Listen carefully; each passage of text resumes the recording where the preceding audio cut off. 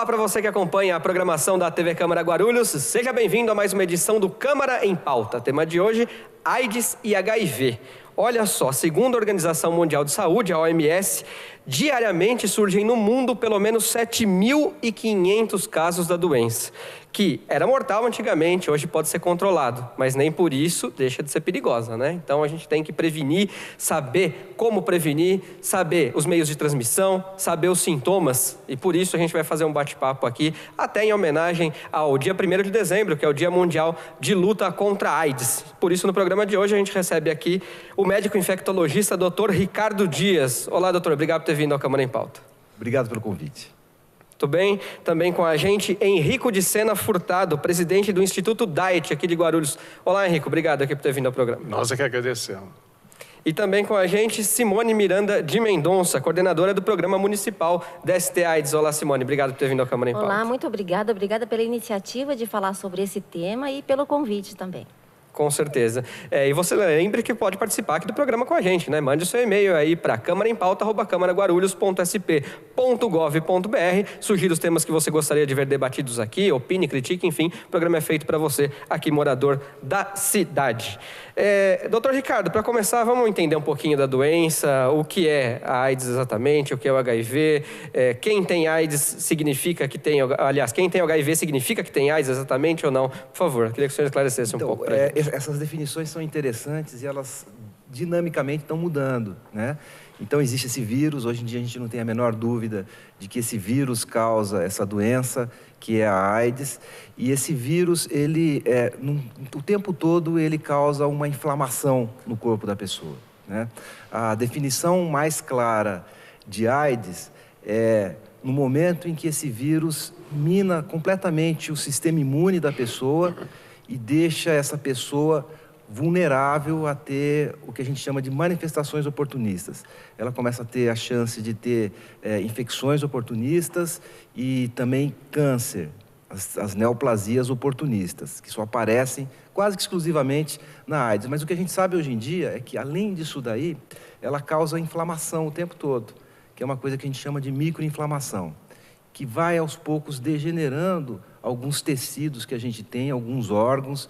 E por isso que é tão importante a gente detectar cedo essa infecção, por isso que é tão importante a gente tratar as pessoas, que é justamente para mitigar todo esse processo de inflamação que faz com que a gente se desgaste, com que o corpo se desgaste mais rápido. Essa degeneração é chamada lipodistrofia, é isso? Não, a lipodistrofia, ela é uma coisa que é muito mais relacionada aos medicamentos, alguns medicamentos, e medicamentos mais antigos. Hoje em dia a gente não necessariamente mais tem isso daí, que é uma alteração da gordura do corpo, né?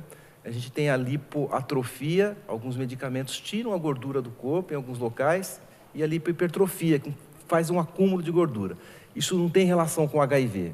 O que o HIV faz é um processo de inflamação no corpo mesmo, do mesmo jeito que outras doenças crônicas, né? Quem tem diabetes, quem tem hipertensão, quem tem insuficiência renal, quem tem alguma doença reumatológica, algum reumatismo, também tem esse tipo de inflamação. E o vírus causa também. Então, essa inflamação... Quer dizer, é um ataque constante ao organismo, é isso? Que faz com que, se a gente não trate as pessoas, elas tenham um envelhecimento mais acelerado, né? É isso que a gente descobriu mais recentemente. Pra você ter uma ideia, como a gente envelhece, como todo mundo envelhece. O cálcio sai do osso, o cálcio entra nas artérias, o cérebro começa a atrofiar, e a gente vai tendo demência senil e também vai tendo depressão. O coração começa a perder um pouquinho a função, as glândulas começam a ter menos atividade, o rim perde a função, o fígado perde a função, vai se desgastando com o tempo. É assim que a gente envelhece. O sistema imune, que é a nossa defesa, também vai envelhecendo, chama imunossenescência, por isso que aparece câncer em quem tem mais idade. Bom, todo esse processo de envelhecimento, ele está acelerado por causa do HIV.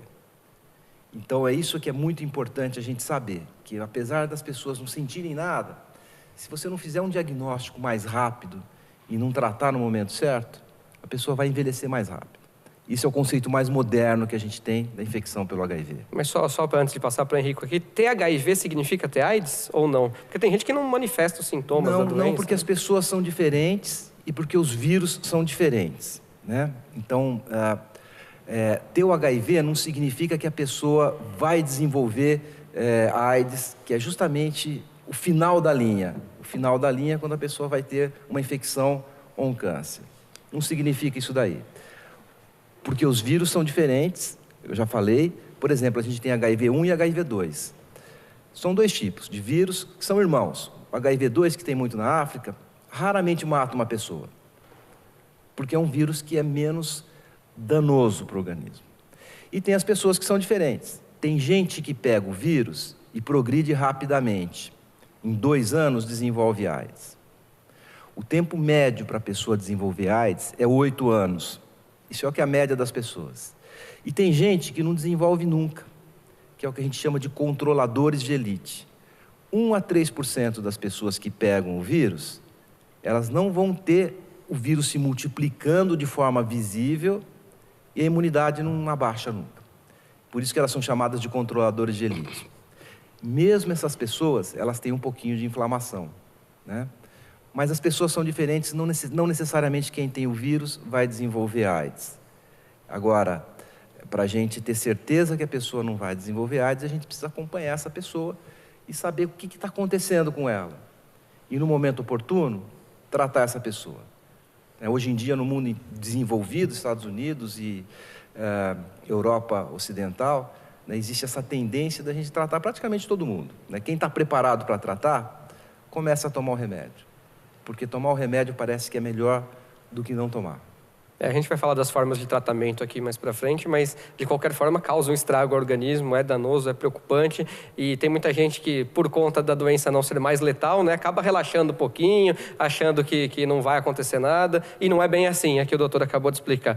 Henrico, explica um pouquinho para a gente o que faz o Instituto Diet aqui em Guarulhos, porque você foi convidado, né, por ser aí do Instituto, a gente tem que saber o que faz o Instituto aqui, sim, relacionado à AIDS aqui no município, sim, por favor. É uma entidade social, uma organização não governamental. Se puder falar um pouquinho mais perto do microfone, agradeço. Aí. Que trabalha há 23 anos no município, né? Desde praticamente dos primeiros casos notificados em Guarulhos, né? Onde começou-se a assistência aos familiares das pessoas notificadas com vírus. Porque, conforme o doutor acabou de comentar, é o envelhecimento das pessoas. E nós precisamos citar aqui nesse programa o envelhecimento da AIDS. São 3 décadas, né, doutora? 3 décadas de epidemia, né? E o DAIT vem para solidarizar os familiares, ajudar no sepultamento daquelas pessoas. Com o passar do tempo, a melhora da qualidade de vida, os primeiros medicamentos antirretrovirais surgindo, as pessoas não iam a óbito mais. E passou-se a buscar essas pessoas os direitos delas, né? E o DAIT, além da assistência, trabalha com prevenção. É extremamente importante a prevenção a todas as populações, priorizando algumas populações mais vulneráveis. É um trabalho árduo, são muitas situações, muitos encaminhamentos. Pelo Instituto já passaram cerca de 2.900 pessoas, onde nós não sabemos o paradeiro. Desde quando existe o Instituto?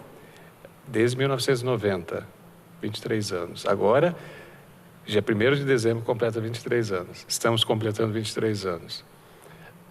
Hoje, o DAIT tem não toda essa clientela, mas uma grande população, e a nossa preocupação é com as pessoas em vulnerabilidade social, ou seja, os mais carentes. Uma grande preocupação do Instituto ainda é com a família. Mães soropositivas com crianças. Que é um grupo bastante complexo que a gente vai tratar aqui também no programa, com certeza. Simone, você como coordenadora aqui do programa DST AIDS também falou que já conversávamos até fora do ar, você disse que tem bastante novidade aqui, né, para Guarulhos com a coordenação do seu programa agora. Sim, com certeza, muitas novidades, até eu gostaria de acrescentar, né, uma fala importante do Dr. Ricardo, que o que ele falou em relação aos países, na realidade, maiores potências mundiais estão investindo na questão do tratamento de antirretroviral já inicialmente quando a pessoa tem o diagnóstico do teste. E isso é verdade e é uma tendência, viu, doutor? Uma tendência agora que nós, no Brasil, né, pegamos o desafio aí da Organização Mundial da Saúde, que colocou como metas que a gente tenha infecção zero, que as pessoas que tenham HIV não morram mais e não adoeçam mais por AIDS, e também zero em relação ao preconceito relacionado à doença. Porque essa questão que o Henrico levanta da vulnerabilidade também está muito relacionada ao preconceito. Então, a pessoa, quando ela tem um problema relacionado ao estigma, à discriminação, ela encontra muitas vezes portas fechadas.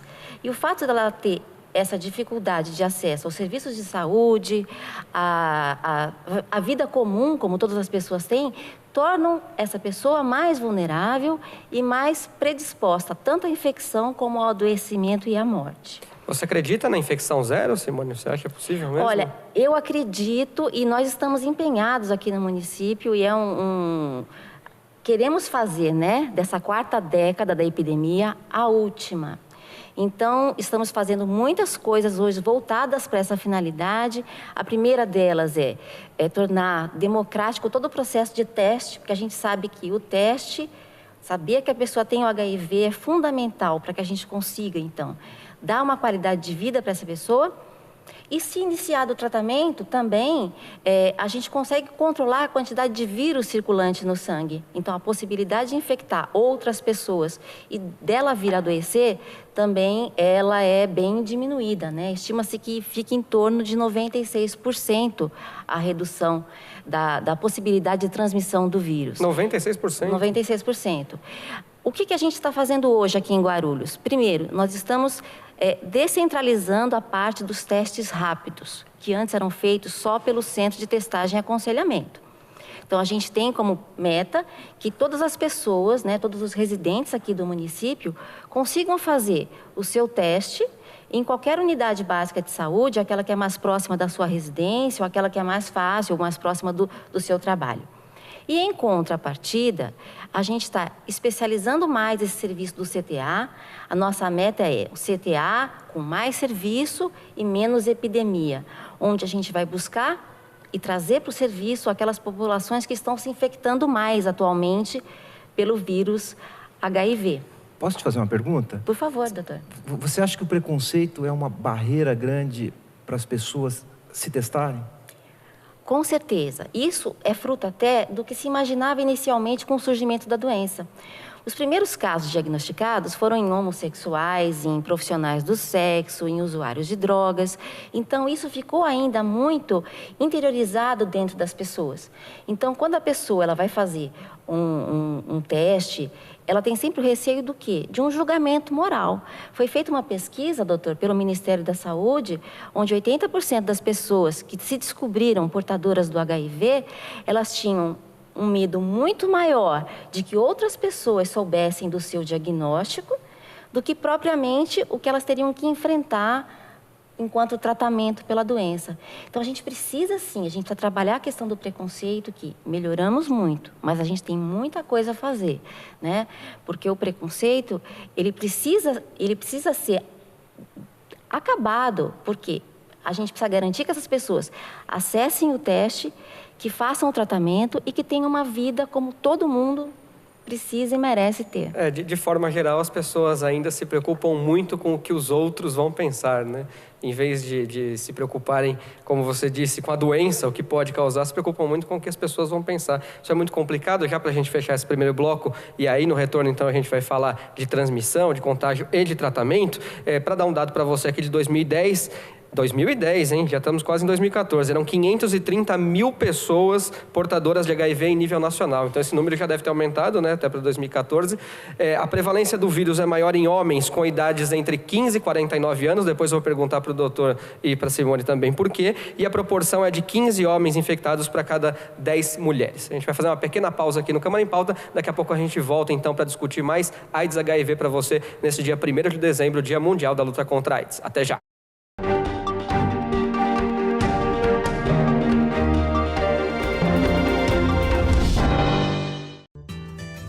Conheça um dos serviços gratuitos da Câmara de Guarulhos. No Telecentro Cidadão, você pode acessar a internet, enviar e receber e-mails, fazer currículos, acessar redes sociais e procurar emprego. Tudo com o apoio dos monitores da Câmara de Guarulhos. No Telecentro, cada pessoa pode utilizar o computador por até 1 hora e imprimir 10 páginas. A Câmara Também oferece acesso facilitado para cadeirantes e portadores de pequenas deficiências visuais. O telecentro funciona das 9 às 16h30 no saguão da Câmara, na Rua João Gonçalves, número 604, no centro de Guarulhos.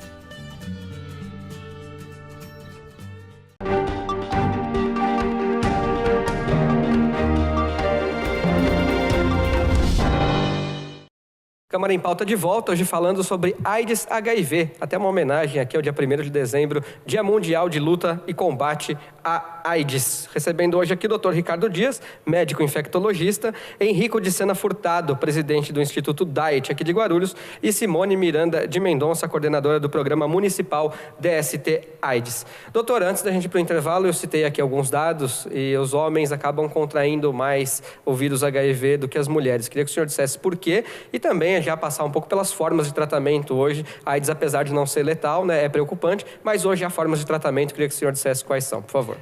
Com relação à transmissão, é muito importante a gente entender como é que a coisa acontece, né? E como é que a coisa começou e como ela está se expandindo hoje em dia, né? Olhando esses números, a gente consegue ver que a infecção pelo HIV é uma coisa muito importante. Antes de eu falar da transmissão, eu queria citar que a gente tem uma luta muito grande para tentar, hoje em dia, no mundo inteiro, manter a AIDS na agenda. Porque está saindo da agenda um pouco. Porque parece que tem coisa que é mais importante, parece que tem coisa que é mais frequente. Então, as pessoas estão se preocupando mais com hepatite C, por exemplo, porque 1 a 3% das pessoas têm hepatite C, enquanto o HIV é 1 a cada 10 mil. E aquecimento global e doença emergente, mas a AIDS não pode sair da agenda, porque ainda tem um impacto muito grande em muito lugar do mundo, né? Então, se a gente for olhar como é que existe a transmissão, né, existe uma certa diferença na vulnerabilidade, né? A transmissão pelo sexo anal ela é mais frequente. Ela é 50 vezes mais frequente. As células captam muito mais frequente o vírus. E a mulher é mais vulnerável que o homem na relação sexual heterossexual. A gente tem que saber isso daí. Então, o que aconteceu com a epidemia no mundo inteiro, no mundo ocidental, especialmente no Brasil? Ela entrou nos homens que fazem sexo com homens. Agora, se a gente olhar o que acontecia em meados da década de 80 até o começo da década de 90, a gente tinha a seguinte perspectiva. Existia uma mulher infectada para cada 28 homens. Quase 30, né? Hoje, pelo que você acabou de falar... 15 para 10 está bem menor. É 1 para 1,5. Está quase ali. E sabe o que está acontecendo? As mulheres estão se infectando com muito mais facilidade. Para você sair de quase 30 para 1 e chegar 1 para 1,5, é porque as mulheres estão se infectando muito. E a gente faz esse tipo de estudo. Na hora que a gente vai nos centros de testagem, a gente fez isso em Santos, por exemplo. A gente via que 80% dos casos novos de infecção pelo HIV eram em mulheres. Claro, para você chegar de 30 para 1, para 1,5 para 1, tem que ter mulher mais se infectando mais hoje em dia, né? E a gente tem um teste de laboratório que a gente consegue saber se a infecção é recente, se a pessoa pegou aquele vírus há menos de 6 meses, né? E das mulheres que tinham infecção recente, ou seja, menos de 6 meses, 80% delas também tinham um parceiro fixo no último ano. Ou seja, as mulheres estavam se infectando do parceiro fixo. Então, o que acontece hoje em dia? Se a gente for olhar direitinho, né, todo mundo é vulnerável, todo mundo tem risco. Essa percepção de risco, ela não está tão grande hoje em dia porque as pessoas, principalmente os mais jovens, não enxergam exatamente a ameaça que pode ser a infecção pelo HIV. Agora, as mulheres são uma população mais vulnerável hoje em dia, a gente tem que colocar isso e a gente tem que abordar isso de uma forma mais séria. Foi mencionado aqui, que é uma coisa interessante, a gente tem que, obviamente, investir muito na prevenção, né? Então, o HIV não pode ser transmitido do jeito que está sendo transmitido hoje em dia, né? e mudar exatamente hábitos das pessoas é muito difícil, né? É muito difícil você convencer as pessoas, principalmente com relação a sexo, o que elas têm que fazer, o que elas não têm que fazer. Quem trabalha com isso sabe que é uma coisa árdua. E hoje em dia existe um conceito novo que é o tratamento como prevenção. Então, a gente não consegue mais separar as palavras tratamento e prevenção, porque tratamento é prevenção. Na hora que você trata uma pessoa, a quantidade de vírus no corpo dela diminui muito, fica praticamente invisível. E se você não tem vírus, você não transmite. Então, isso que é uma coisa importante. Então, tratar as pessoas não tem só o papel de diminuir o dano que o HIV faz nela própria, mas também diminuir a transmissão. Isso daí não é fácil para uma pessoa que tem HIV. É difícil você chegar para uma pessoa que tem HIV e falar assim, olha, eu vou tratar você para você não transmitir o vírus, né? Isso é uma coisa que não cola direito. Mas o que a gente tem que saber é que na hora que a gente trata, a gente consegue controlar isso. A gente aprendeu isso com mulher grávida, né? Então, não tem mais razão para você ter uma criança infectada pelo HIV. Porque se você detecta uma mulher que está grávida e que tem o vírus e você trata, realisticamente, a transmissão tem que ir para 0, né? E a gente aprendeu isso daí. Se você não vê o vírus na mulher, ela não vai transmitir para o filho, né? E agora a gente está vendo... é uma pessoa menos infectada, né? Exatamente. Claro. A AIDS pediátrica tem que acabar. Não existe razão para existir isso daí. E as crianças têm que ser tratadas precocemente também, porque a gente tem um caso de uma cura de uma criança. A gente tem 4 casos de cura do HIV no mundo. A gente vai conseguir curar as pessoas no futuro próximo, né? Porque o conceito está provado. A gente consegue curar as pessoas, já tem 4 casos. Um deles é uma criança que foi tratado muito precocemente. Então, esse tratamento precoce pode ajudar nesse sentido. E, principalmente, esse conceito tem que ficar. Na hora que você trata as pessoas, você diminui a transmissão e a gente... Esse que é o objetivo de quem pensa num mundo, como foi dito aqui, sem AIDS, livre de AIDS. Não sei quando, mas uma hora pode acontecer. Tem que passar pelo tratamento para diminuir a transmissão. Muito importante o que o senhor disse. Quero daqui a pouco aprofundar com o senhor ainda mais as formas de transmissão, porque ainda há muito preconceito, né? Principalmente de quem ainda não tem muita informação a respeito da doença e também ainda os processos de transmissão e tratamento. Mas eu queria ouvir do Henrico, a assistência social que vocês dão envolve também essa informação da população, com alguma palestra, alguma coisa assim, que vocês fazem no Instituto? Assim como o Câmara em Pauta hoje está tentando informar melhor a população, vocês fazem isso também no Instituto? Sim, acontece periodicamente reuniões de ajuda mútua, que nós a chamamos, né? Onde nós trazemos as pessoas cadastradas e notificadas com o vírus para vários bate-papos, né? E são vários assuntos discutidos e priorizando a adesão ao medicamento. Porque as pessoas vivendo com HIV, por estarem bem, deixam de tomar o medicamento. Esqueci, não estou sentindo nada. Isso, lá no futuro, vai ser um fator complicador para a saúde delas, né? E as outras palestras são quando solicitadas ao Instituto, né? E nós temos uma equipe de palestrantes que vai até as instituições. No caso, nas empresas, são as CIPATs, né? Estamos entrando nos colégios do município, escolas municipais e estaduais, algumas igrejas evangélicas abrindo as portas para o DAIT levar a palestra de saúde pública, focando DST, HIV e AIDS. E onde nós identificamos a vulnerabilidade, exemplificamos travestis, na região do Poupatempo, Picanço, Banespa, né? Nós estamos periodicamente lá conversando com esses profissionais do sexo e levando a prevenção e os insumos. Agora, eu acredito que quando as pessoas chegam até o seu instituto, elas devem chegar com algumas dúvidas. Queria que você dissesse para a gente quais as mais comuns, para a gente entender um pouco o que se passa na cabeça das pessoas, para falar dessas formas de contágio que muita gente ainda não entende direito, né? Na verdade, as pessoas notificadas, eles querem uma resposta positiva da gente. Eu vou continuar vivendo, eu vou sobreviver ao vírus, eu vou conseguir vencer as barreiras do preconceito. Isso é o que nós observamos logo de início.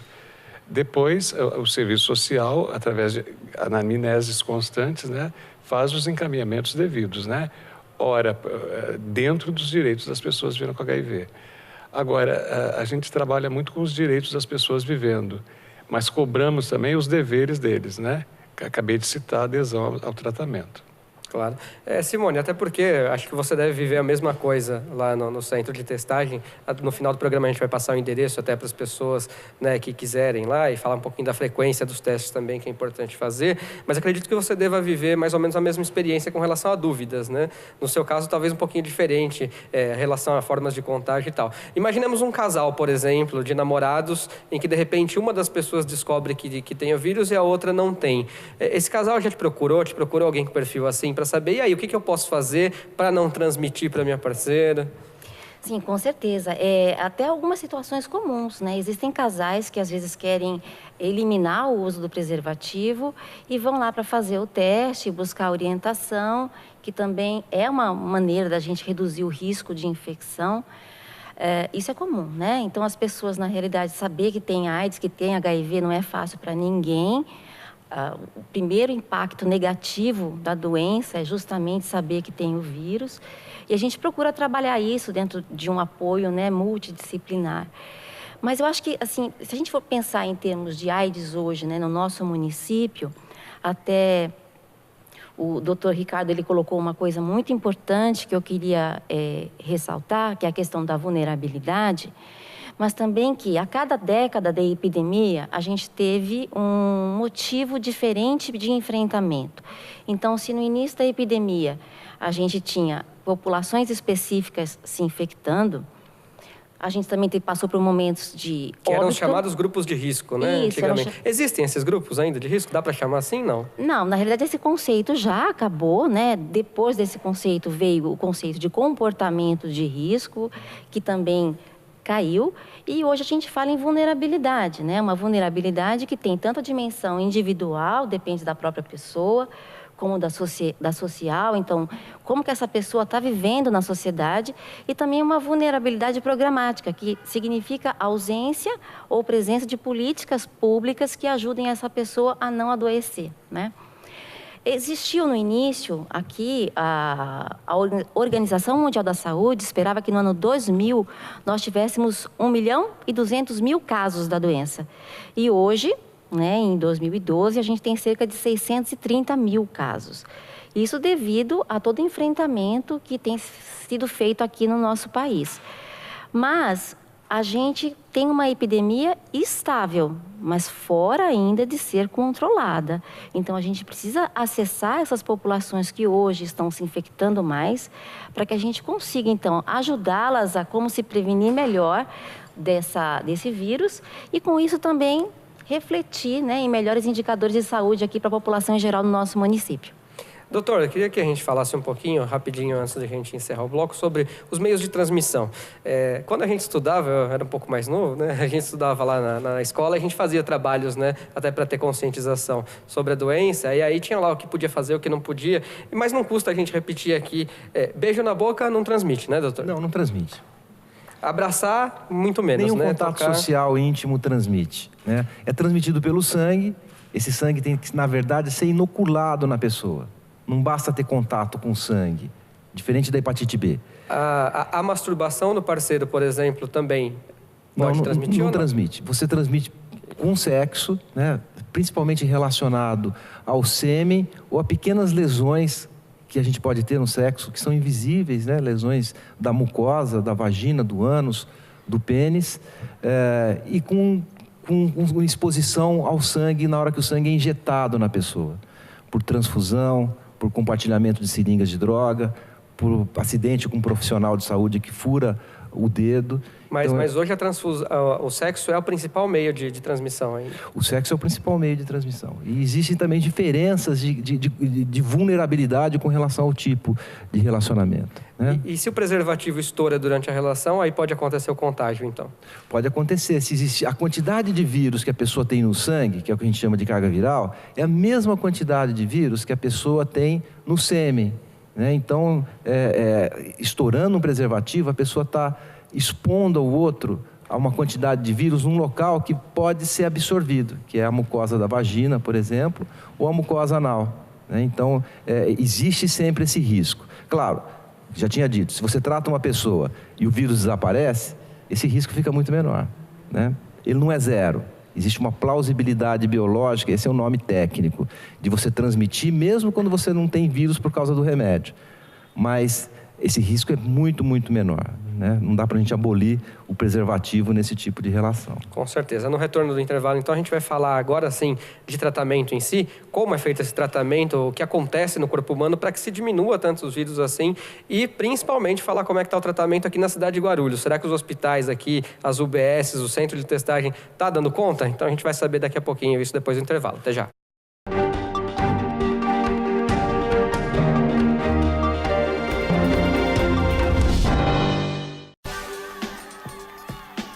A ouvidoria é o canal de comunicação direto entre a população e a Câmara.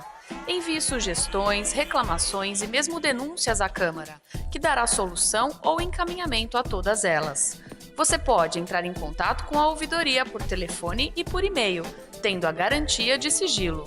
A ouvidoria funciona na sala 114 do 3º andar da Câmara Municipal, das 8 às 17 horas. O telefone é 2408-3433. Você também pode participar pelo site www.camaraguarulhos.sp.gov.br ou pelo e-mail ouvidoria@camaraguarulhos.sp.gov.br.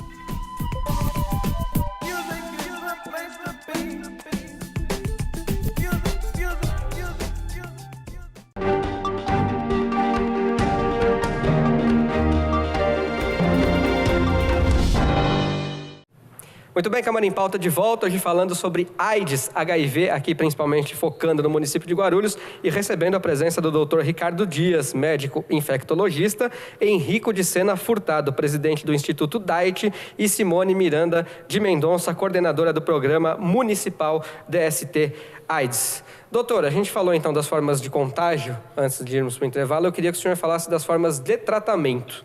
Suponhamos que eu descobri ontem que tenho o vírus. Como é que eu devo me tratar? Então, antes de falar a hora de começar a tratar, eu queria só enfatizar uma coisa que é muito interessante, que, claro, por ser um problema tão grande, né, a AIDS propiciou um avanço na ciência muito grande. E inaugurou, com os medicamentos, inaugurou uma época diferente, quebrou um paradigma, né? Qual que é o paradigma do tratamento? É assim, que a gente vai achar um remédio que normalmente vai estar num extrato de uma planta. Isso não existe com relação ao HIV. Com relação ao HIV, a ciência fez com que a gente entendesse cada etapa do ciclo de vida do vírus, e para cada etapa foi desenhada uma molécula, um medicamento, para inibir esse ciclo de vida, né? Isso começou com o HIV, hoje está sendo feito para outras doenças também. Então, é bastante interessante a gente saber... Foi até um passo inicial para depois o mapeamento do DNA, né? Exatamente. Quer dizer, nesse momento a gente consegue saber como que o HIV faz para entrar na célula, como ele consegue fazer para se integrar no núcleo da célula, como ele faz para perverter todo o mecanismo da célula. E na hora que a gente faz isso daí, como ele faz para sair da célula, cada cientista desenhou um remédio, que é o que a gente tem hoje, para inibir uma dessas etapas, né? E esses remédios, eles se ajudam, porque eles são remédios de classes diferentes, ou seja, eles agem em etapas diferentes do ciclo de vida do vírus. Por isso que a gente fala em coquetel, não é isso? Por isso que a gente fala em coquetel. Esses vários remédios de uma vez só. Toma vários remédios de uma vez só, porque a gente viu que tomar um remédio só traz um risco, que é o risco do vírus ficar resistente. Porque ninguém discute que o HIV é um bichinho de sucesso, né? E o que faz ele ser um bichinho de sucesso, um patógeno de sucesso, é o fato dele se multiplicar muito, muito rapidamente e mudar, principalmente mudar muito. E quando ele muda, ele consegue fugir, ele consegue se evadir do sistema nosso imune, a gente não consegue se livrar dele. Essa mudança dificulta o fato da gente ter uma vacina que previna a entrada do vírus, e essa mudança faz com que ele fuja do remédio, com que ele tenha resistência ao remédio. Então, se você usa um medicamento só, o vírus fica resistente. Se a gente usa 3, por exemplo, ele não fica. Se a pessoa estiver preparada e tomar o remédio de uma forma correta e com adesão, como foi mencionado aqui. Adesão significa entender que ele vai ter que tomar aquele remédio com uma determinada constância para o vírus não ficar resistente, para ele não perder o benefício daquele remédio. Então, hoje em dia existe essa tendência de que no momento em que você... Essa constância é eterna? Até a gente ter a cura, né? Eu acho que a gente vai ter a cura da infecção, mas até lá, a pessoa que começa um tratamento, ela tem que ter uma constância e ela não deve mais interromper o tratamento. A gente antigamente interrompia o tratamento. E aí os estudos mostraram que o vírus faz mal. Se você não tratar, ele faz mal. Agora, interromper um tratamento faz mais mal ainda do que nem tomar o remédio. Porque na hora que ele volta, quando a gente interrompe o tratamento, ele volta com tanta força que ele causa muita inflamação. E às vezes as pessoas podem até ter danos muito grandes. Por isso que a gente tem que tratar as pessoas quando elas estão preparadas. O ideal seria que você diagnosticasse todo mundo e tratasse todo mundo, que é uma filosofia hoje em dia que se chama testar e tratar, né? O americano inventou isso aí, chama test and treat. O que significa? Você faz o diagnóstico e já começa a tratar todo mundo. Isso traria um benefício pessoal, traria um benefício para a epidemia. Não dá para você tratar todo mundo porque muita gente não está preparada ainda para ser tratada. Ela tem que estar preparada porque ela tem que aderir a esse tratamento, né? Quando você diz o preparo, você diz o preparo psicológico, é isso? O preparo psicológico, entender que ela precisa tomar o remédio. Eu até queria fazer uma pergunta aqui. Foi mencionado que esses centros trabalham a adesão, né? O teu centro trabalha a adesão. Você acha que isso funciona? Dá para medir? No momento que você começa a trabalhar com as pessoas, elas melhoram a adesão? Sim, tem uma resposta positiva, principalmente para as mulheres, né? Nessas reuniões, como elas são abertas e todos têm fala, eles verbalizam como é que é viver com HIV, como é que é tomar medicação, o dia a dia. E isso inspira um conforto para as outras pessoas que em algum momento está despreocupado com a adesão aos medicamentos. Você vê isso no centro de testagem também? Então, eu até queria fazer uma colocação que eu acho muito importante, né? A questão da adesão ao tratamento, não só no caso do HIV, da AIDS, mas qualquer tipo de adesão a tratamento depende muito dos projetos de vida da pessoa. Então, inicialmente, a pessoa tem que querer viver, ter vontade de viver. Então, para que a gente consiga fazer com que esse paciente seja aderente ao tratamento, a primeira coisa que a gente tem que fazer é trabalhar bem com ele justamente a questão do impacto, do diagnóstico, né? Mostrar que não está sozinho, mostrar que apesar de não ter cura ainda, é possível viver e viver bem, que a gente tem toda uma retaguarda para poder apoiar e que estamos sempre lutando por questões sociais, não é, Henrico? Por questões médicas, né, doutor? E eu acho que isso é fundamental. O que a gente percebe é que quanto melhor esse paciente trabalha a questão do diagnóstico, mais aderente ele vai ser ao tratamento. E a adesão é fundamental para que ele consiga viver bem e com qualidade de vida. Agora me diz uma coisa, para aqueles que aderem efetivamente ao tratamento, entendem que precisam, eu não sei qual é o valor dos medicamentos, por exemplo, do coquetel, não sei se é caro, não sei se é barato, mas principalmente para aqueles que não têm condições de adquirir. Tem hoje aqui em Guarulhos a distribuição gratuita desses medicamentos? Tem? Sim, na realidade, essa questão dos medicamentos, ela é uma garantia do governo, né? Então, assim, tanto o governo... Da farmácia popular? Não. Então, o governo federal, ele garante todos os antirretrovirais para todas as pessoas que estão em tratamento de forma gratuita, né? E estados e municípios dividem a responsabilidade de outros medicamentos. Mas é importante isso, você falar que o tratamento é totalmente gratuito para todas as pessoas. Então, não só na parte Mas hoje aqui em Guarulhos as pessoas têm encontrado esse amparo, porque a gente vê a situação da saúde, não só no município, né, estendendo para o país todo, e muita gente sempre reclama de falta de médico, falta de remédio. Então, eu não sei com relação a esse caso específico, para quem tem o vírus HIV, se há essa distribuição gratuita, se as pessoas têm procurado e têm encontrado. Não sei se você tem esse relato. Sim, na realidade a gente tem assim... Claro, às vezes existem momentos pontuais, né, onde ocorre a falha de um ou outro medicamento por 1 ou 2 dias, mas em 99% dos casos a gente tem uma constância, assim, de conseguir fornecer ao paciente todos os medicamentos que o médico infectologista prescreverem para o tratamento. gratuitamente, de uma maneira tranquila. Pode falar, Henrique, por favor. Já há bastante tempo nós não temos reclamações dos nossos assistidos, das pessoas vivendo com HIV, que está faltando medicamento onde são distribuídos. Isso não acontece. Só para complementar isso daí, né, que é uma coisa bastante importante, eu costumo falar sempre que a gente está na melhor hora e no melhor lugar para a gente... Hoje é a melhor hora e o melhor lugar para a gente descobrir se tem o vírus, tá? Melhor hora, porque hoje em dia os testes para a gente detectar, eles são muito confiáveis. Há 10 anos atrás eles não eram tão confiáveis, né? E hoje os testes estão confiáveis. E o melhor lugar porque a gente está no Brasil, e o Brasil é pioneiro nisso daí que a gente está falando. O Brasil foi o pioneiro em colocar no sistema público de saúde, para todo mundo que precisasse, sem exceção, através de um decreto, o remédio. Então aqui não falta remédio. A gente tem praticamente todos os medicamentos que são registrados nos Estados Unidos, pelos órgãos de lá, aqui. Então os remédios estão sempre disponíveis. Isso é uma coisa que dá muito orgulho. E não só os medicamentos, como os testes, que são testes às vezes muito complexos para a gente monitorar o tratamento, né? Que estão disponíveis também, são testes caros, disponíveis no sistema público de saúde. Então isso é uma coisa importante que tem que ser ressaltada. E aí eu complemento informando que a AIDS é aliada ao Sistema Único de Saúde, né? Por isso a referência mundial de uns melhores tratamentos do nosso país, Brasil. E Guarulhos está aqui, Brasil, né?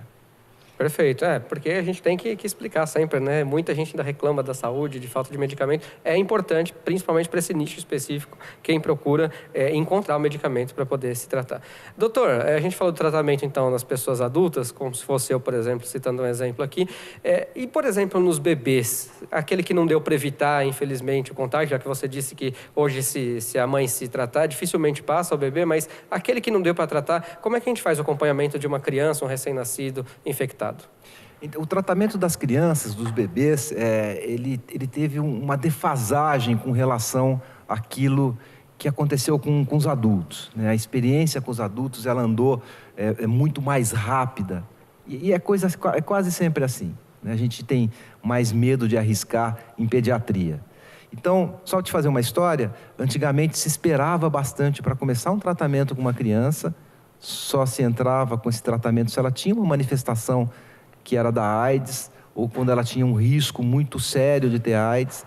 Então, existia um certo conservadorismo. Depois, um estudo que foi feito na África, que chama CIPRA, mostrou que se a criança começa a tratar no momento que ela nasce, ela tem um benefício muito grande do que se ela esperar, por exemplo, um ano, começar depois de um ano de vida. E aí começou a mudar. Então, a gente começou a entender que tratar precocemente é importante. E depois tem esse caso que eu mencionei, que é o caso de uma cura de uma criança, em que ela começou a tratar muito, muito precocemente. Na hora que o vírus começou a aparecer nela, ela começou a tratar e ela está curada, né? Então, o que acontece em pediatria é que, da mesma forma, a gente percebe que o remédio é muito importante. Então, uma criança... Antigamente era até difícil de você saber quando a criança estava infectada, quando ela adquiriu o vírus. Sabe por quê? Porque o teste que a gente usa normalmente em adultos é um teste que detecta os anticorpos das pessoas, né? Não detecta diretamente o vírus, mas os anticorpos. E os anticorpos da mãe passam para a criança. Então a gente às vezes tinha que esperar 1 ano e meio para saber se essa criança estava infectada ou não, que é o tempo que demora para os anticorpos da mãe irem embora. Então você imagina o que era para os pais, né, terem essa dúvida e esperar 1 ano e meio para saber se a criança estava infectada ou não, ou se ela seria o que a gente chama de soro-revertora, aquela que não estava infectada, mas que a gente descobriu depois. Hoje em dia não, hoje em dia a gente tem testes que vão lá e não olham os anticorpos, mas olham um vírus. Então a gente consegue saber, no momento do parto, se ela se infectou dentro da barriga da mãe. E a gente consegue saber se ela se infectou no momento do parto e vai adquirir o vírus, e o vírus aparece mais ou menos 15 dias depois que ela nasceu, né? Então, a gente tem essas condições. E aí, a gente tem condição de tratar essa criança mais precocemente. E esses testes, só para a gente deixar bem claro, qualquer maternidade tem condição de fazer, qualquer hospital? Isso, eles estão todos no sistema Porque também público. acredito que envolve uma certa tecnologia. E as pessoas também se preocupam com a tecnologia. Porque o hospital não está bem aparelhado, porque não tem leito, porque isso. Então, dá para fazer em qualquer hospital bem aparelhado? Dá para fazer, existem redes específicas, especializadas, redes de laboratório, né? Então, normalmente esses testes podem ser feitos no sistema privado, claro, para quem tem condição, para quem tem convênio, mas ele está disponível no sistema público para todo mundo, que é uma coisa que dá orgulho. Então, existe uma rede que a gente chama de rede de carga viral, por exemplo, que faz o teste que procura o vírus, que faz o monitoramento se o tratamento está funcionando ou não. E tem a rede, outras redes de testes complexos também. Então, esses testes estão disponíveis para todo mundo. No centro faz, Simone, esse tipo de teste em crianças ou não? Só em adultos? Como é que funciona lá? Não, na realidade nós fazemos aqui, né, em todas as crianças que ficam no serviço de referência, dentro do ambulatório da criança, mas como o doutor Ricardo falou, existem laboratórios de referência. Então, a gente utiliza essa rede de laboratórios e encaminha, então, o sangue para que eles façam os testes e encaminhem para a gente os resultados. Vocês fazem a coleta só, então, e conseguem fazer a testagem? Isso, nos laboratórios de referência e de uma maneira gratuita. Perfeito. A gente vai fazer mais uma pequena pausa, então, aqui no Câmara em Pauta. Daqui a pouco a gente volta com o último bloco, falando sobre AIDS, HIV, principalmente aqui focado no município de Guarulhos. A gente volta já.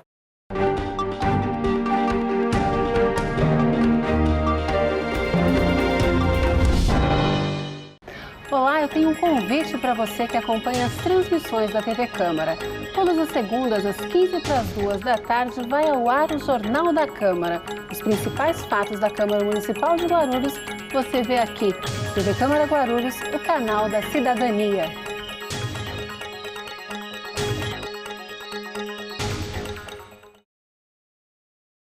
Eu estou na TV Câmara Guarulhos. Eu estou na TV Câmara de Guarulhos. Eu estou na TV Câmara Guarulhos. Eu estou na TV Câmara de Guarulhos. TV Câmara Guarulhos, o canal da cidadania.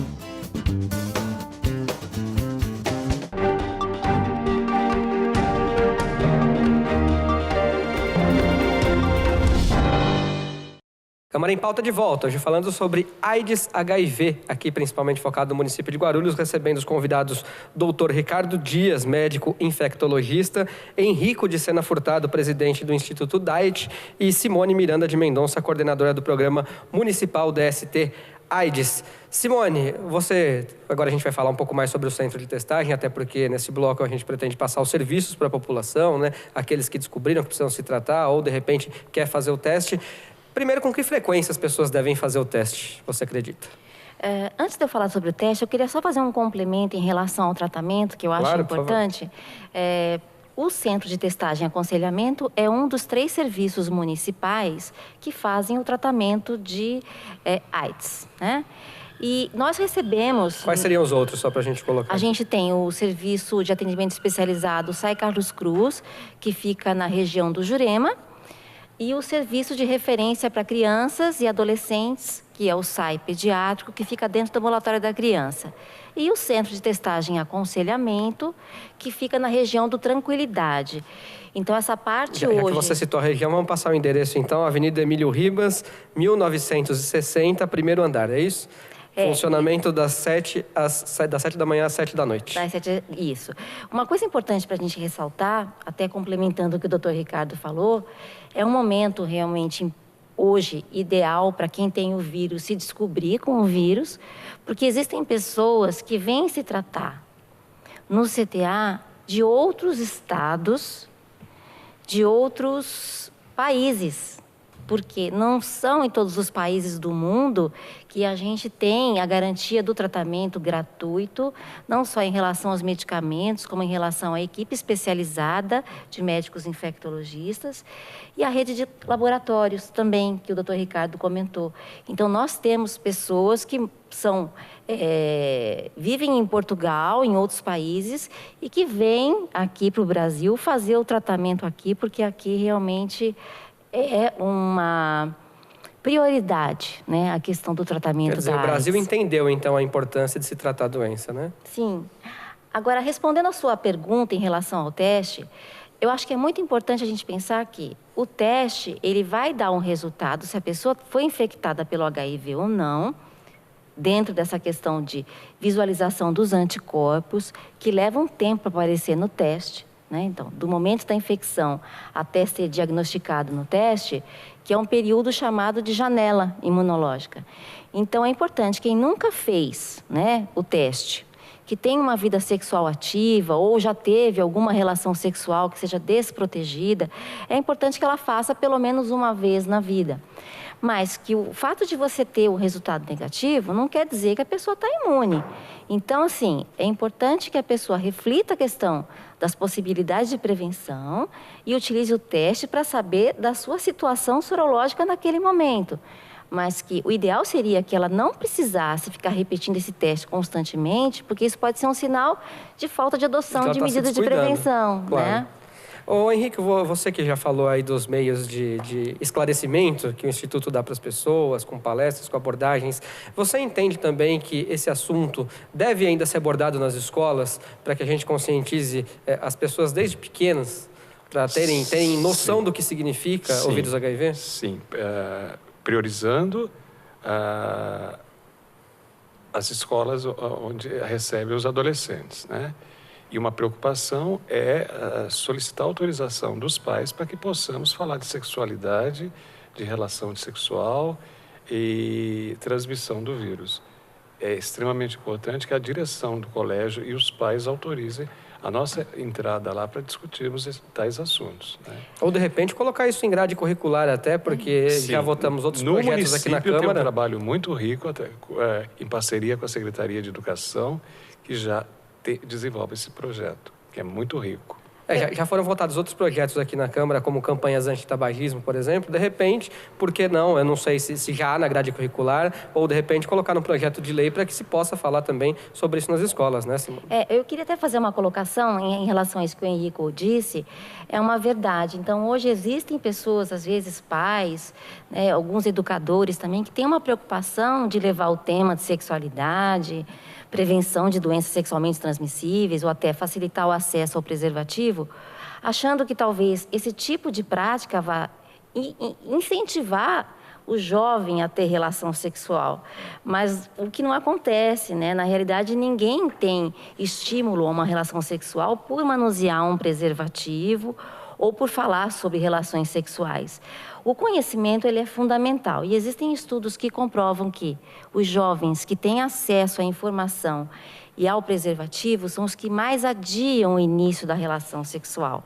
Então, é extremamente saudável falar sobre isso nas escolas. E, assim, a gente precisa romper essa barreira social, porque o fato de não falar, o fato de não fornecer facilmente o preservativo para o adolescente, não vai fazer com que ele deixe de ter a relação, mas provavelmente ele vai ter uma relação sexual sem proteção, sem informação, e é isso que a gente não quer. E outra, se os pais têm medo que isso incentive, o que é um absurdo, né? É só controlar mais a televisão, né? Porque a televisão hoje em dia aberta é um terror. Agora quem tem acesso à internet, aí vai acabar achando de qualquer forma. Doutora, a gente falou aqui dos adolescentes, o tratamento em adolescentes também é similar aos adultos? É similar, é a mesma coisa, né? Hoje em dia a tendência é que exista uma constância entre o que você faz com criança, com adolescente, com adulto. O ideal é a gente descobrir muito precocemente a infecção, porque conforme ela progride, fica mais difícil para você diminuir o dano que o HIV fez, né? E essa tendência da gente tratar mais rapidamente, né? Agora, eu já ouvi o termo, doutor, vacinação. Existe também vacinação contra HIV, AIDS? Já ouvi não isso. Existe. Vacinação para quem é soro positivo, não sei, existe esse termo? Uma vacina para prevenir não existe e talvez não exista nunca, né? Eu acho que a cura está mais próxima do que uma vacina preventiva. Existem vacinas que você pode usar para ajudar o tratamento, né? E não tem uma eficácia comprovada ainda, mas é um outro conceito, né? Então, nessa ausência da vacina, a gente tem que pensar muito em prevenção, que é o que está sendo dito aqui. Só para você ter uma ideia de como é difícil esse negócio da vacina. O que é uma vacina? Vacina, eu costumo dizer que é a arte imitando a vida. O que é a vida? Você pega, por exemplo, catapora e o teu corpo aprende que você tem que se defender da catapora, e você nunca mais vai ter ela de novo. Porque se o vírus entrar em contato com você, teu corpo está preparado. Isso é a vida. O que é a arte? Você pega um pedacinho do vírus da catapora, injeta numa pessoa e teu corpo aprende também que você pode se proteger daquilo ali. Mas nenhuma vacina é tão boa quanto ter a própria doença e montar a imunidade. Ou seja, a arte nunca chega a ser melhor do que a vida. Acontece que não tem ninguém até hoje que pegou o HIV e eliminou o HIV espontaneamente, se curou espontaneamente. Então, fazer uma vacina para o HIV é querer que a arte seja melhor que a vida. Provavelmente não vai acontecer. E aí é onde a prevenção ela tem um papel, né, que foi dito aqui, entre adolescentes, etc. Eu acho que a forma com que a prevenção também é apresentada, ela pode ser melhorada às vezes, né? Por exemplo, eu vejo às vezes algumas sexólogas falando que para adolescente, que usar preservativo não tira o prazer da relação sexual, e que é a mesma coisa do que não usar preservativo, o que é mentira. Então, o adolescente vai perceber que ele pode perder um pouquinho da sensação na hora que ele usa o preservativo, e ele vai falar assim: eu sou anormal, eu não vou usar o preservativo. Então, o que tem que ser dito é o seguinte... Melhor ser honesto, né? É melhor ser honesto. É falar assim, olha, é necessário, precisa. Você não pode correr esse risco. Para o homem, pode perder um pouco da sensação. Se você fizer isso daí, a adesão vai ser melhor. Então, a forma com que você apresenta isso daí também é uma coisa importante, né? É ser honesto, porque quando a pessoa acha que está sendo enganada, né? O adolescente acha que está sendo enganado, ele fala, pô, estão querendo me enganar aqui, eu que vou enganar ele, né? Aí não dá certo, né, doutor? Não é por aí. Não é por aí. E diminui essa palavra-chave que a gente está falando aqui, que é a adesão, né? A adesão significa eu vou cumprir certinho o que precisa, né? Tem uma coisa, eu acho que a adesão é quase que um estilo de vida. É difícil você mudar. A gente tenta, mas é difícil você mudar. Eu vou dar um exemplo para você. Hoje em dia existe um problema na epidemia do HIV, que é a transmissão de vírus que já têm resistência ao medicamento. A gente chama de resistência transmitida. Isso já significa que alguns medicamentos do coquetel não vão funcionar naquela pessoa, né? Que é uma coisa muito séria. E aí, teve um estudo nos Estados Unidos que mostrou que as pessoas que têm vírus resistentes, porque tomaram remédio, o vírus ficou resistente, são as que mais expõem os parceiros, a que usam menos preservativo, né? Então, o que acontece? A pessoa que não tem adesão, não está convencida que tomar o remédio direito é importante, vai ter o vírus resistente, ela também não adere a usar o preservativo e expõe os parceiros. Porque transmissão de vírus resistente, olha que coisa séria, significa que em algum momento da cadeia de transmissão do vírus, tinha uma pessoa que sabia que estava infectada, que estava tomando remédio, que não estava tomando remédio direito, por isso o vírus ficou resistente, e mesmo assim expôs um parceiro e transmitiu um vírus resistente. Aí contribui para espalhar a epidemia ainda mais, né? Aí complica mais a situação. Ô Henrico, o doutor falou aqui que às vezes as pessoas têm um pouco de dificuldade de aceitar em usar o preservativo, principalmente os jovens, e quando é desonesto, a informação mais ainda. Você sente isso também dos homens que procuram lá no Instituto? Você disse que atende mais mulheres e tal, mas você sente essa dificuldade dos homens em mudar hábitos sexuais, como o doutor colocou aqui? Sim, a maioria reclama do uso do preservativo e a nossa fala é sempre que eles continuem usando o preservativo, principalmente numa relação onde os dois são soropositivos, para não haver, né, doutor, a reinfecção. E aí o vírus vem muito pesado, né? Aí vai ser difícil tratar. E é fundamental que a pessoa vivendo com HIV use o preservativo. E quando ele vai ter uma relação sexual com uma parceira ou um parceiro soro negativo, é importante a conversação para que haja um sexo seguro. Se só a mulher usar o preservativo, que tenha preservativo feminino também, basta, doutor, ou não? Basta. Ele é eficiente, ele é tão eficiente quanto, né? Ele aparentemente não é tão fácil de ser utilizado como o preservativo masculino, mas a eficiência é igual. Então, isso é muito importante, o que foi dito, né? Mesmo entre casais soropositivos, o que acontece é um recontágio, é isso? Não só isso. O HIV não é o único vírus ou único bichinho que pode ser transmitido numa relação sexual. E, normalmente, quem tem HIV tem mais coisas. Então você tem que... E se você pega mais bichinho, você ativa o HIV. Todos eles têm esse papel de ativar. Então isso é a primeira coisa. Segundo, que se as duas pessoas estão tratando e elas não usam o preservativo, você pode transmitir um vírus que seja resistente. Isso chama superinfecção. Já foi documentado. Então, assim, o primeiro caso foi assim, um suíço que se infectou no Brasil. Ele estava em tratamento, veio para o carnaval, não usou preservativo e de repente apareceu o vírus nele de novo, e o vírus era super resistente, e era um vírus até de um subtipo diferente, que existe só no Brasil, que é muito frequente no Brasil. E o que acontece é o seguinte, ele estava tomando remédio, o remédio estava funcionando para ele.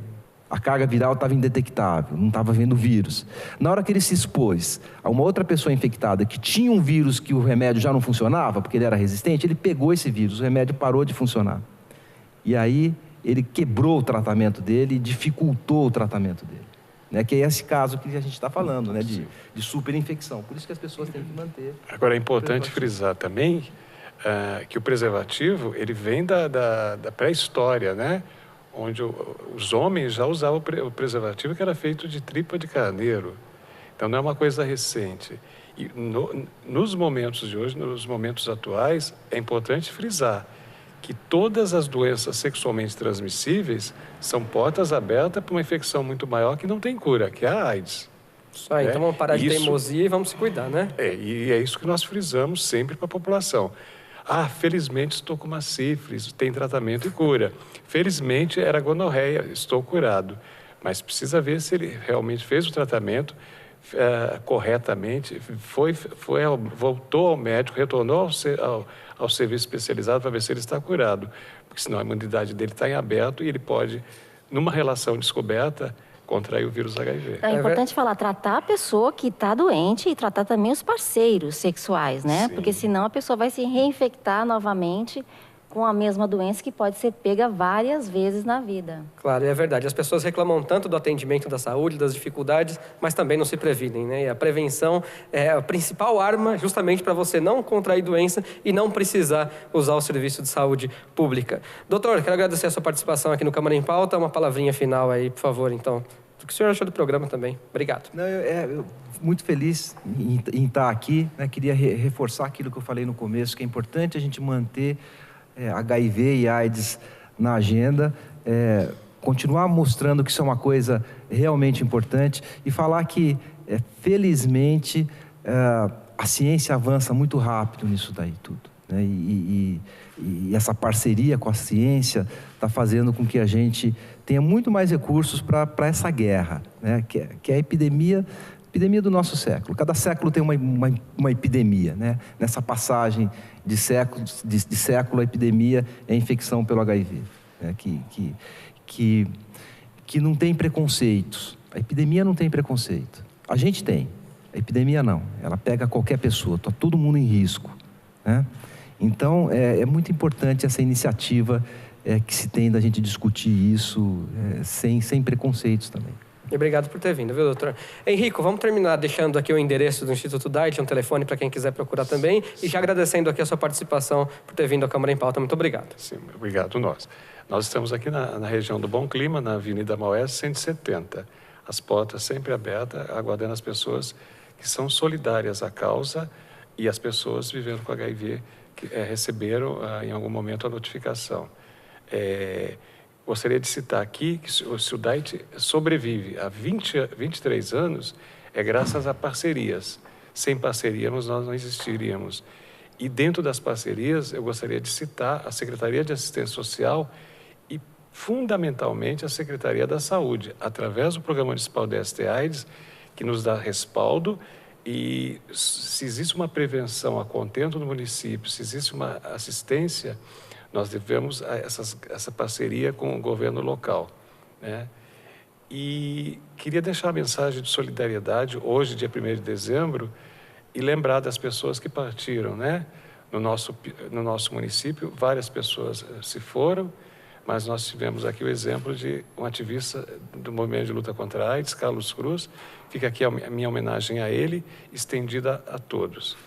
E falando ainda do dia 1º de dezembro, Eu acho, enquanto sociedade civil, que nós devemos, sim, trazer em pauta sempre o tema AIDS e devemos, sim, botar o dedo na ferida de 30 anos atrás para vermos que a AIDS não acabou.